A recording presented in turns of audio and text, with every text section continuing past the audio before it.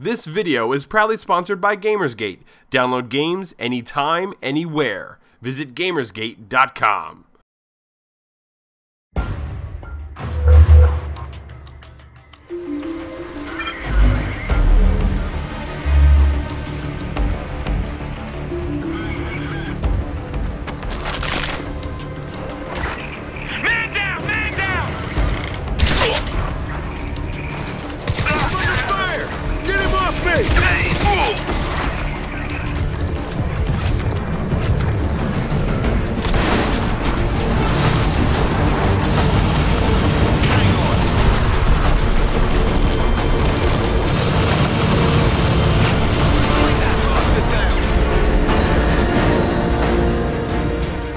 Gamers have a love-hate relationship with the Crysis series, and with good reason. The series is eternally conflicted about its self-identity, or lack thereof. PC gamers crave the original open map style of Crysis and Crysis Warhead, but there's no denying the sales numbers that Crysis 2 kicked up when the game attempted to reach a larger audience on consoles. Not wanting to anger their bread and butter and benchmark enthusiast PC market, Crytek has tried to swing the pendulum back a bit in the direction of the original. But is it enough to win back the hearts of some lost fans?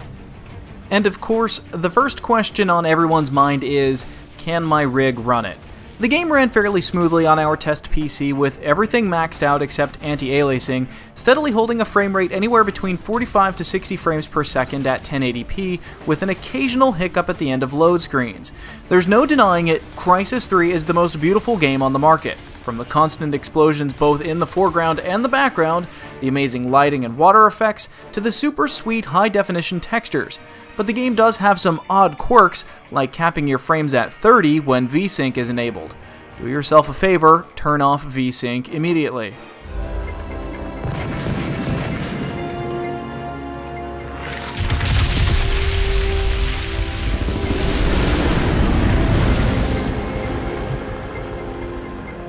But being the best looking game isn't enough to win us over. The game needs to have substance, and sadly, Crysis has little. In fact, the campaign will rack you anywhere from 5 to 6 hours, maybe a little more depending on if you complete all the optional side missions. The game was fun enough that we wanted a few more levels, but not enough for us to want to replay it immediately. The main story teams up long-lost Supersuit squad mates Psycho and Prophet as they attempt to destroy the mega-corporation Cell and the Ceph aliens within the ruins of New York City. This time around, Psycho is stripped of his body gear, while Prophet's has been jazzercised into what the game refers to as the greatest military machine of all time, surpassing all other nanosuits. With the exception of the ability to customize in-game perks for the nanosuit like extending cloak length and increased reload speed, the suit hasn't seen much of an upgrade on the player's side. But the story itself is an improvement over Crysis 2, giving some much-needed oppression for the heroes to triumphantly overcome.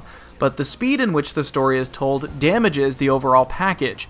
We didn't care about a single character in the entire game except for Psycho, and that was more due to his presence in the original Crysis and Crysis Warhead. If the game took its time and told the story properly, it would be a win-win situation. The game wouldn't be so sardonically short, and we might give a care or two about who we were rescuing in our side missions. The game controls like a streamlined version of Crysis 2. All the same guns are back with nearly all the same attachments.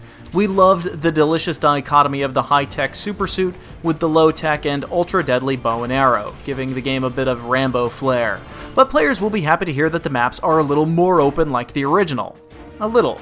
Most objective points are far off in the distance, and the game doesn't hold your hand to point out the direction you need to go to get there. The playfield is generally rather wide, allowing you to explore the environment and pick your own path as you slaughter your enemies that stand in your way.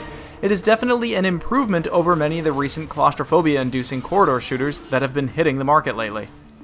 The multiplayer will extend the life of your time within Crysis 3, revisiting the perks and reward system and blending it with your suit's powers fairly well.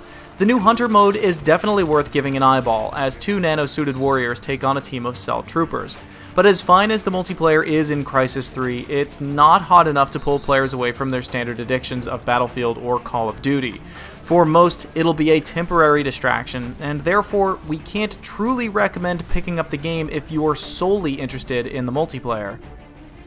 Crysis 3 is the best looking in the series. The campaign is laughably short, the multiplayer is noteworthy, but its longevity within the gaming community is questionable.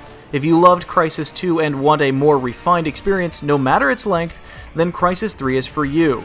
If you were hoping for a revival of the first and wanting a mega rewarding single-player campaign, you might want to hold off on that hefty $60 price tag until it comes down about halfway before you think about hitting those purchase and download buttons.